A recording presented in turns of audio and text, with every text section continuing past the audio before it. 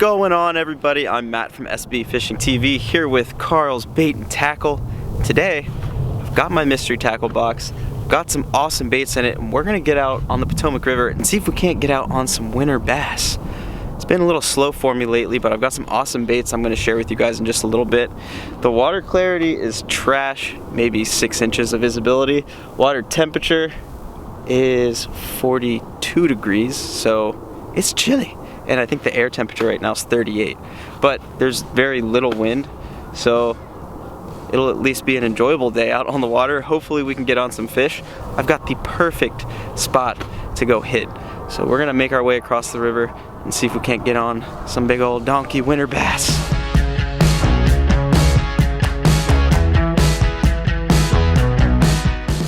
All right, we've made it to our spot for the day. And this is actually a really cool spot because it's a water treatment plant and they push out warm water, so it just attracts so many fish. It's a great area to look for if you have any near you. A lot of places have, you know, hot water outflows. Some of the best places you can fish in the winter because the water stays warm and the fish love it. Earlier when we launched, the water was 42 degrees. It's already at 51 and we're not even too close to the hot water yet, so let's get rigged up and get going. Alright guys, so we got everything rigged up from our mystery tackle box. I'm going to show you what we're working with. A couple baits I've never fished, and I'm actually pretty excited to give them a try. But first up, we have the Bagley flat-sided crankbait. So flat-sided crankbaits actually work a little bit better in the winter, in my opinion, and I actually learned that from good old John B. in this exact spot. We were here about 2 years ago, and he was throwing a square bill flat-sided crankbait just like this and was just getting hammered like cast after cast. So it's a chartreuse and black square bill, one of my favorite colors to throw in a square bill. And we're gonna be throwing this up against the rocks and any sort of pilings we can find. So if we find some clean water over here, which I think we will, we're definitely gonna be throwing this Jenko Lures Perseus 110 around. This is a suspending jerkbait, perfect for getting those suspended fish. You can fish it really slow, you can work it pretty fast as well. This is an awesome wintertime bait when you can find clean water. I'm throwing this on a 6/8 medium moderate action rod with 12-pound fluorocarbon. Should be able to catch a few on this today. So on my spinning rod, I have two different things I got out of my mystery tackle box. First being the Z-Man jerk shad. So you can see how stretchy these things are. It's that Elastec. And the hook is it's called a penetration hook from F-Stopper. It's perfect for throwing flukes on. It has a really, really wide gap in the bend, and it rigs this jerk shad perfectly. So we're gonna throw this around weightless a little bit around the dock. And I also have one of these rigged up on a scrounger head to try to catch some deeper fish. And last but not least, and one of the baits I'm most excited to try out, this is called a Weston Swim, which is like a glide bait. It's a suspending glide bait, and it really looks just like a massive lipless crankbait with the line tie on the nose. I've never thrown one of these before, but I think it's gonna work really well. It's gonna look really awesome in the water. I'm excited to try these things out. Now that we've gone over these baits, let's get up and see if we can't catch some of these fish. Let's see. Already up to 55 degrees, that's good. So the closer we get to this hot water outflow, I'm hoping the water will get up to about 60, but I'm happy with 55, beats 42, so let's go. I think I'm gonna start off with the jerkbait, move some water, throw this out in the open water a little bit. And then there's a really nice bank with a bunch of chunk rock, which we're gonna throw that square bill around. Oh yeah, there's fish jumping right here.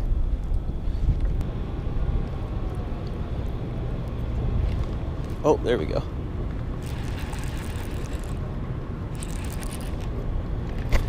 Oh, I snagged a shad. Big shad. Oh, there he goes. When I'm throwing this jerkbait around, I'm taking into account the water temperature, how active the fish are, and you really want to play around with your retrieve because slight differences can really get you bit a lot more on a jerkbait depending on how you're fishing it. Usually I'm going to start off with just kind of a moderate retrieve back to the boat and get that jerkbait down into place, and then I'll let it sit for like 3 or 4 seconds, sometimes 7 to 10 seconds, just depending. Usually I'll start off a little bit faster and then work my way to fishing it slower. And you can play around with the cadence of it, you can play around with the pause, but you always want to make sure that when you are jerking the jerkbait back to the boat and you're gripping it, you have a little bit of slack line on the rip, because that's going to really make the bait dart left and right a lot harder. If you were to have a taut line, that's gonna pull it more straight. Another thing about the jerkbait is you're gonna want cleaner water when you're fishing this, because this is more of a visual bait. The fish are gonna see this swimming by, or, you know, from a little bit of a distance, they're gonna come over and check it out.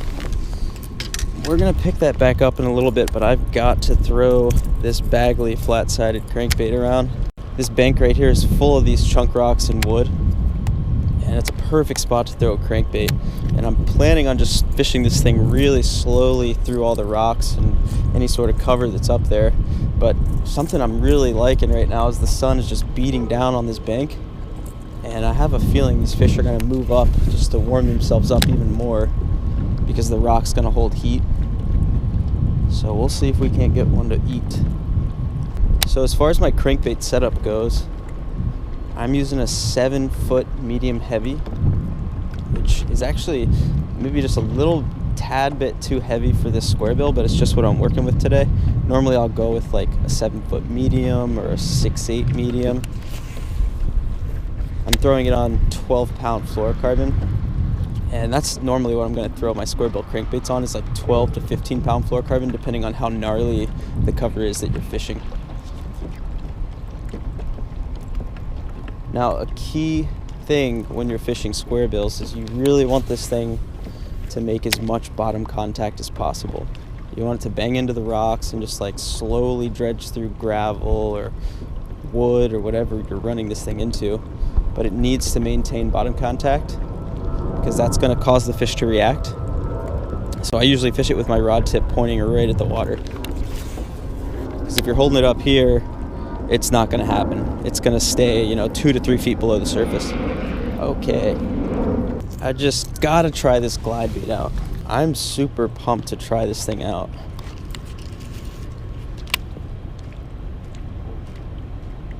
So this Weston Swim is virtually just a glide bait, and it almost looks like a spook underwater. It has a really tight left to right glide, and it suspends, so you can walk it a little bit and then let it sit. Something tells me this thing is going to work real well. So I'm going to cast this out and let it sink down just a little bit, because you can work it higher up in the water column, but I want it to be down 3 or 4 feet. So I'm going to let it sink for about 10 seconds and then slowly start working it back to the boat. Working it like a jerkbait or a spook, in the sense of, popping it left and right, downward strokes with the rod, giving it a pause here and there.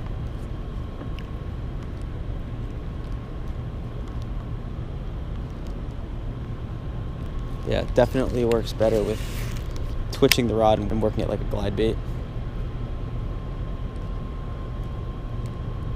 So far we've snagged 2 slimy shad, and right now I'm working the bank with this square bill. So I'm focusing on the bank right now because I'm looking for a little bit more active fish and pushed up shallow into these rocks and wood.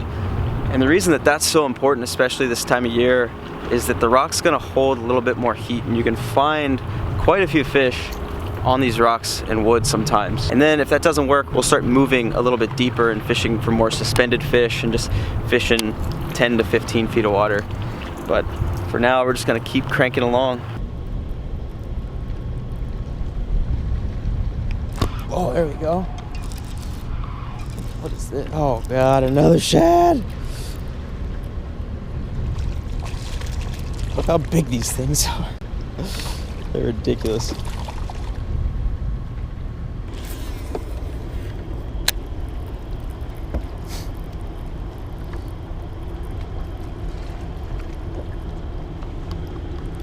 Oh, got something on. I think it's a shad. Oh, it's a largie. Yeah, that's what I'm talking about right there.